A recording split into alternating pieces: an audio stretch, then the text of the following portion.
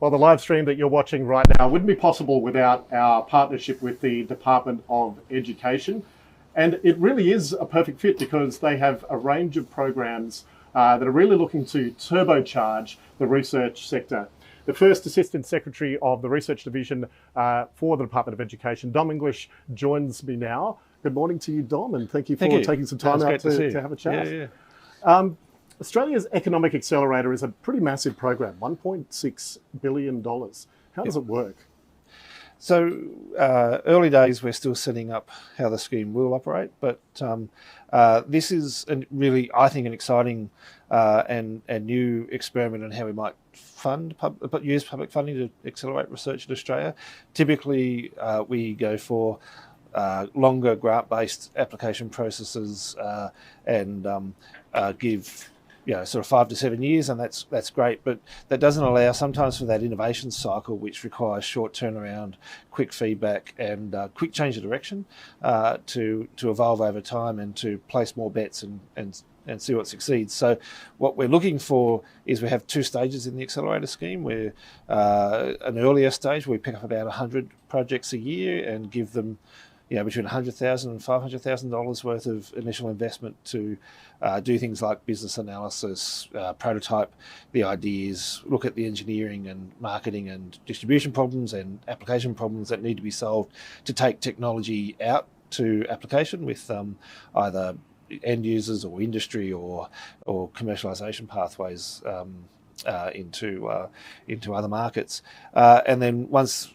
we've seen how those perform, we have a smaller number, about 36 grants a year of up to $5 million to really then get in behind those things where deep tech, I think, is the term that everyone uses now, where really you've got to actually make those big investments to convert the idea into something you can tangibly take to industry or commercial partners and say this will work. And so conceptually, if you think about bench disciplines, we talk about from the laptop to the bench top in the first stage, and from the bench top to the workshop in the second stage with proof of concept demonstrated. But because of the design we've got, and it sounds like a lot of money, it's 10 years, so we'll see whether it feels like a lot of money as you go, but because of that design, we actually do get to see more projects come in at the beginning and be a bit more risk-seeking, I guess, early.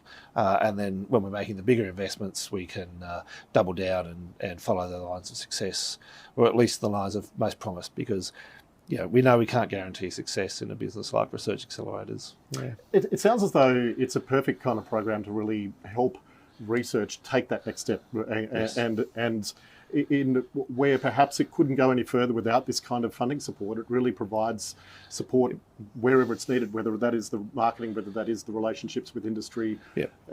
So it was a real gap that is great to be filled, isn't it? Yeah, I mean, a public program can't be a substitute for fixing those commercialisation pathways in Australia, but what we can do is help strengthen the ecosystem and build the connections that people need to use to take those research projects forward.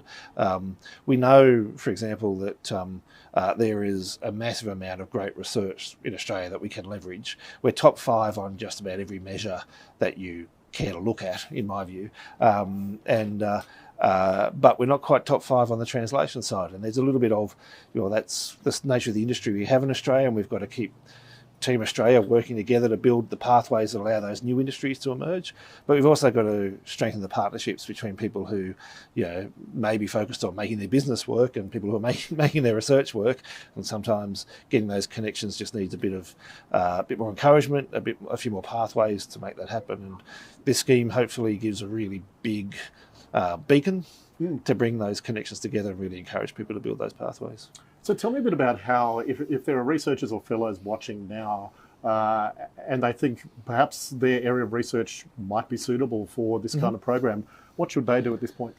So at this point, we're in the let's develop it phase, and let's talk to a whole lot of experts about what the priorities should be and how the momentum should be gained. So first point would be keep an eye on our website. There'll be opportunities to engage in the discussion about the prioritisation, because it will be a scheme that prioritises. We can't back everything. So we're going to pick a few areas and go for it.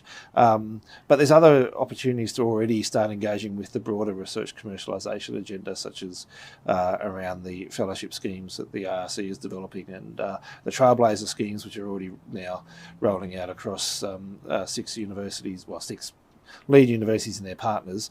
A little later, early next year, I should say, we're very keen to start opening the first round of trials for the scheme and to invite people to start bringing projects forward. We haven't determined yet which priority areas that will be in. It will likely be one of the national reconstruction priority areas, and so if you think of the sort of things that where there's opportunities to take industry forward for Australia, that will be where we pick it up. So again, opportunities early next year. Keep an eye out on our website. Keep an eye out. Reach out.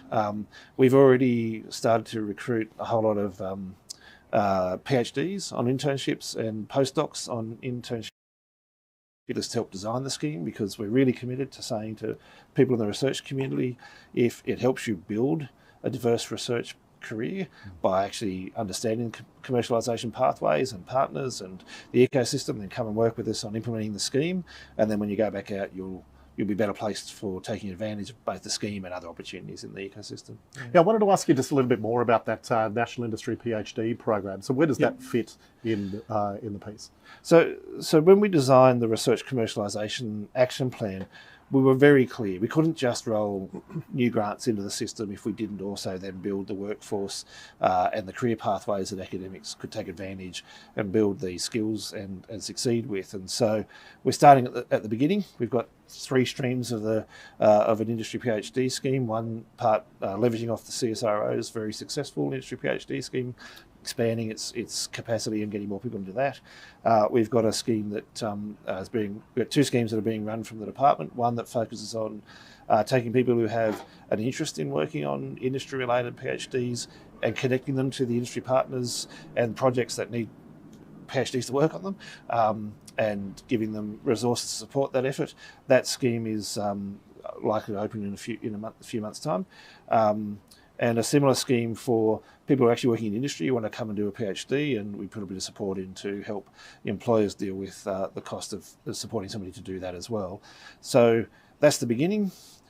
As I say, the IRC is now rolling out its fellowships on industry fellowships, the mid-career, the laureate fellowships, and we hope that therefore people can see a path, right? They can actually see a whole career where maybe they spend a bit of time in research, a bit of time in industry, can pick up fellowships through the IRC that reflect that time in industry and that time in research commercialisation as a high priority for their fellowship pathways. So we're really excited by just how that package has come together with the full mix of opportunities for people to take forward research commercialisation career in Australia that maybe at the moment is a little more unique than regularised, and we just want to make it really regular. Yeah, it's terrific, and I can see how this range of programs could really turbocharge that and make that translation of science more accessible and successful as well. So yeah, terrific set of programs. No, I think we're very pleased that the government has committed to roll these schemes out in the last budget, and now it's head down for us, and we really want to go. But we're at that stage where we're designing some of the detail of how the scheme works, and so we'd love to talk to your members and people watching if they have experience with this sort of research translation that they can bring, that if they've got opinions about how to take it forward, when they're ready to be part of the scheme. We really do want to see a very competitive and engaged scheme. We think this is a great opportunity.